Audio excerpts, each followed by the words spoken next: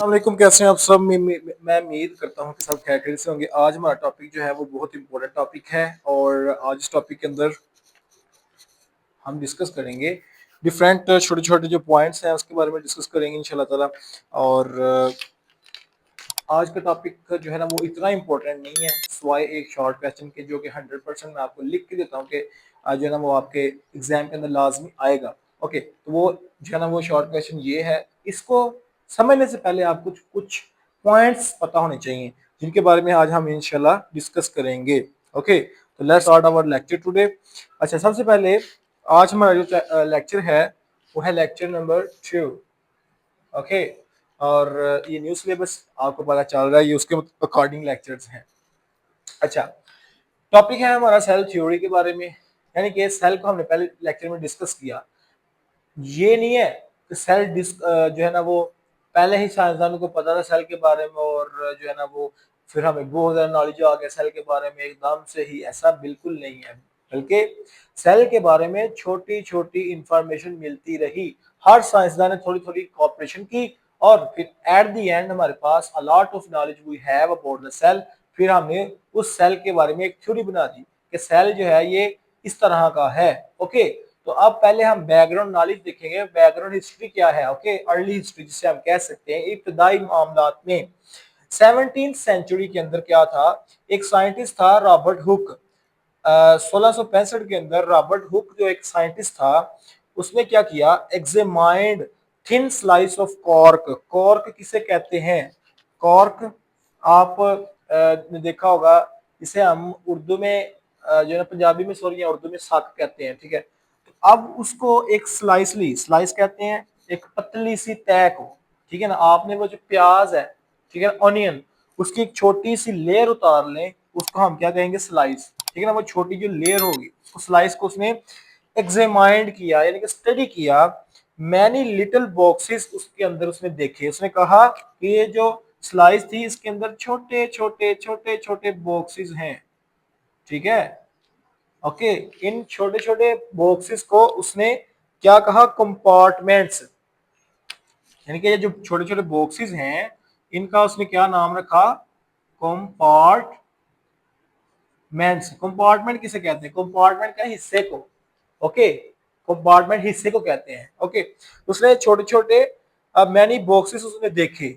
ठीक है, फिर उसने यही काम पहले कॉर्क के लिए किया, फिर उसने स्टेम स्टेम यानी कि उसका जो तना है उसको, फिर रूट यानी कि उसकी जो जड़ है, किसकी, ओक। ओक एक प्लांट है। ठीक है, इस प्लांट की जड़ और तने के ऊपर भी उसने जो है वो एग्जामिनेशन एग्जामाइंड किया, उसे डिस्कस किया, स्टडी किया, और उसने मैनी लिटिल बॉक्सेस देखे और उन बॉक्सेस को उसने क्या कह दिया, कंपार्टमेंट्स। और इन कंपार्टमेंट्स को उसने उसने बाद में नाम दिया सेलुलर।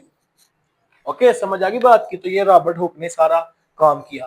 तो देखे ना, पहले छोटी छोटी डिस्कवरीज, सॉरी आप कह लेंगे डिस्कस आप करते रहे हैं साइंटिस्ट, छोटे छोटे इस तरह की जो एक्सपेरिमेंट्स हैं। अच्छा, उसके बाद इन 1673 के अंदर एंटोनियन वान लियोहुक, ये एक साइंटिस्ट है, एंटन एंटीनियल वाहन लियोन हुक, पता नहीं इसका क्या नाम है, मेरे जेहन में भी इसकी सही नाम नहीं आ रहा। बहरहाल आप इसको याद कर लेना, इस तरह मैंने स्पेलिंग भी पूरे नहीं लिखे हुए। ये पढ़ाता भी कोई नहीं है। ठीक है, ये आपको पढ़ाता भी कोई नहीं है, सिर्फ बता देते हैं कि आप स्टडी कर लेना, लेकिन मेरा फर्ज बनता है आपको हर चीज पढ़ाऊं।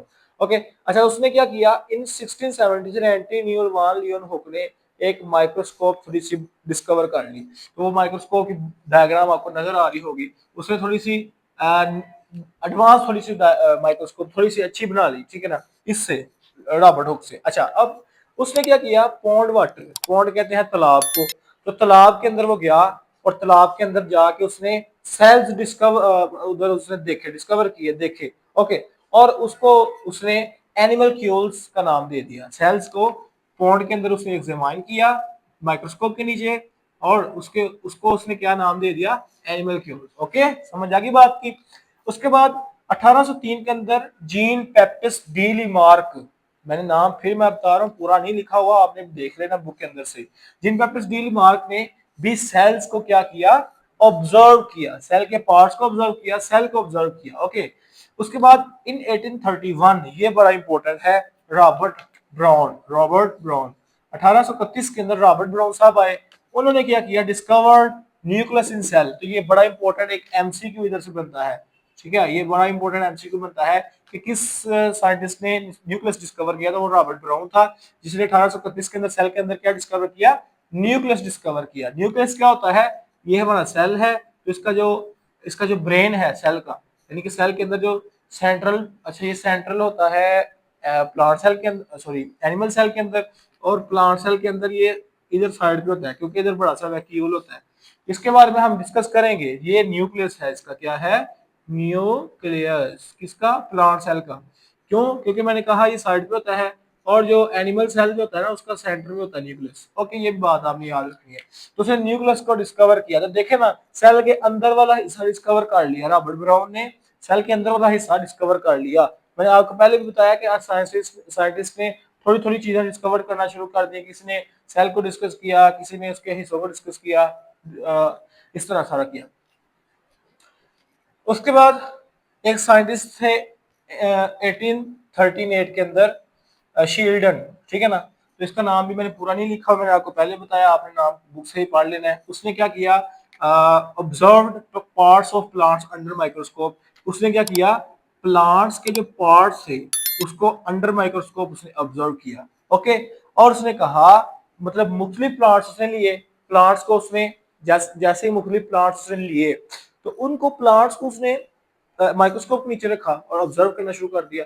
अब जो हुआ ये कि मुख्तलिफ प्लांट्स थे, उनके पार्ट्स थे, उस हर एक के अंदर उसने एक चीज डिस्कस की, एक चीज उसने ऑब्जर्व की, ठीक है ना। तो उसने क्या किया, कंक्लूजन निकाला एक, ठीक है ना, ये एल है, सी और एल, कंक्लूजन, यानी कि उसने सारा एक्सपेरिमेंट करने के बाद एक कंक्लूजन निकाला। उसने कहा जितने भी प्लांट्स मैंने देखे हैं वो सब मिलके बने हैं सेल से, ठीक है ना। उसने बात की प्लांट्स के बारे में, किसने, शील्डन ने। ओके, 1838 के अंदर। अब एक आए साइंसदान थियोडर शिवान। इसने क्या किया, इसने 1838 के अंदर, इसने 1800 आई थिंक सो 39 के अंदर, एक साल बाद उसने इसने प्लांट्स के बारे में कहा कि तमाम प्लांट किससे मिलके बने हैं, सेल से। शिवान साहब आए, उसने कहा कि तमाम एनिमल भी किससे मिलके बने हैं जी, उसने कहा तमाम एनिमल भी सेल से ही मिलके बने हैं। तो देखा ना, मैंने कहा थोड़ा थोड़ा डिस्कस करते रहे सारे साइंसदान, थोड़ा थोड़ा बताते रहे सेल के बारे में कि कहाँ मिलके कौन कौन से जानदार मिलके बने हैं, कैसे सेल पाया जाता है, सेल के अंदर क्या होता है, ये सारा। उसके बाद 1805 के अंदर रिडोल्फ विर्चू आया। रिडोल्फ विर्चू साहब आए, उन्होंने क्या कहा, उन्होंने कहा कि cell come from other cell. उसने कहा कि ये जो एक सेल हमारे पास मौजूद है, ये ऐसा नहीं है कि ये ऐसे ही पाया गया, नहीं, ये किसी और सेल की डिवीजन से बना है। यानी कि ये सेल जो हमारे पास बी सेल है, ये ए सेल से बना है, ठीक है ना। ए सेल्स ने इसको बी मतलब बनाया है, ठीक है। तो एक सेल जो है ना वो अदर सेल, दूसरे सेल से आता है, ठीक है। अब 1862 के अंदर लुइस पास्चर, ये बहुत एक अजीम साइंसदान थे, बहुत काम इन्होंने किए हुए हैं। तो लुइस पास्चर साहब आए, उन्होंने प्रोवाइड एक्सपेरिमेंटल प्रूफ इस चीज का, यानी कि ये जो रिडोल्फ विर्चू ने कहा ना कि एक सेल जो होता है वो दूसरे सेल से आता है, तो लुइस पास्चर ने इसको एक्सपेरिमेंटली प्रूव किया कि वाकई ऐसा ही है कि एक सेल जो होता है वो दूसरे सेल से ही मिलके बनता है, एक सेल दूसरे सेल से मिलके ही बनता है, वजूद में आता है। आगे समझ बात की। तो ये सारे का सारा इसका बैकग्राउंड नॉलेज था, सारी की सारी इसकी हिस्ट्री थी जो मैंने आपको डिस्कस किया आपके साथ। इसको आपने सिर्फ अच्छे से माइंड में रख लेना है, ठीक है ना, रटानी इसको लगाना बिल्कुल भी। बस साइंसदान का नाम और उसका काम, नाम काम, नाम काम, काम हो गया। ओके, अब हम डिस्कस करेंगे सेल थ्योरी के बारे में, one of the most important short question, ठीक है, और एमसीक्यू भी इधर से आ सकते हैं। अच्छा जी, ऑल लिविंग सेल, पहला पॉइंट सेल थ्योरी का। अच्छा, ये सेल थ्योरी बनी कैसे, ये सारा जो नॉलेज है, ये सारा जो मतलब साइंसदानों ने डिस्कवरीज की, बताया सेल के बारे में, डिफरेंट पार्ट्स के बारे में बताया, तो इन सब का ना एक निचोड़ निकाल दिया गया। इन सब का ना एक 3 पॉइंट्स बना दिए गए, जिसको हम कहते हैं थ्योरी, सेल की थ्योरी। ओके, तो सेल थ्योरी में 3 पॉइंट जो थे वो बहुत इंपॉर्टेंट, मैंने आपको बताया, शॉर्ट क्वेश्चन है। पहला, all cell composed of one और all sorry all living cells नहीं, all living organism इधर आएगा, I think so, all living organisms sorry, तो कहता है जितने भी लिविंग ऑर्गेनिज्म है, जानदार हैं जितने भी, वो कंपोज होते हैं, मुश्तमिल होते हैं एक सेल पर या एक से ज्यादा सेल पर। तो मैंने आपको पहले पिछले लेक्चर में डिस्कस किया था ना अमीबा के बारे में, बैक्टीरिया के बारे में। वो क्या है, यूनिसेलुलर, यानी कि वो एक सेल से मिलकर बने हैं। हम क्या है, इंसान मल्टी सेलुलर। हमारे अंदर जो है ना वो एक से ज़्यादा सेल्स होते हैं, ठीक है ना, इसलिए हम मल्टी सेलुलर ऑर्गेनिजम्स हैं। सो पहला पॉइंट हमने डिस्कस किया कि हर सेल जो है वो हर ऑर्गेनिज्म है जो वो एक या एक से ज़्यादा सेल से मिलके बना है। दूसरा पॉइंट हमने जो डिस्कस करना है वो है cells are basic structural and functional unit of life. दो चीज़ें उसने यूज़ की हैं, स्ट्रक्चरल एंड फंक्शनल यूनिट। अगर आप एक दीवार को देखें तो वो दीवार ईंटों से मिलकर बनी है, तो हम कहेंगे जो ईंटें हैं ना वो उसका स्ट्रक्चरल यूनिट है, ठीक है ना। इसी तरह हमारी जो बॉडी है वो किससे मिलके बनी है, सेल्स से। तो इस तरह हम कहेंगे जो सेल्स हैं वो हमारे क्या हैं, स्ट्रक्चरल यूनिट्स हैं। ओके, अब दीवार जो होती है वो ईंटों से मिलके, दीवार तो हमने कह दिया कि ये ईंटों से मिलके बनी है, लेकिन वो ईंटें काम कोई नहीं करती, हमारे सेल काम भी करते हैं। इस वजह से हमारे सेल फंक्शनल यूनिट्स भी हैं। ओके, तीसरा पॉइंट है cells come from pre existing cells by cell division, यानी कि जो नए बनने वाले सेल्स होते हैं, जो सेल्स होते हैं वो प्री एग्जिस्टिंग यानी जो पहले पाए जाने वाले सेल्स होते हैं उनकी डिवीजन से, यानी कि पहले पाए जाने वाले सेल डिवाइड होते हैं और फिर उससे सेल नए बनते हैं। तो सेल कम फ्रॉम आते हैं, सेल कम फ्रॉम, सेल आते हैं फ्रॉम कहाँ से, प्री एग्जिस्टिंग पहले पाए जाने वाले सेल से।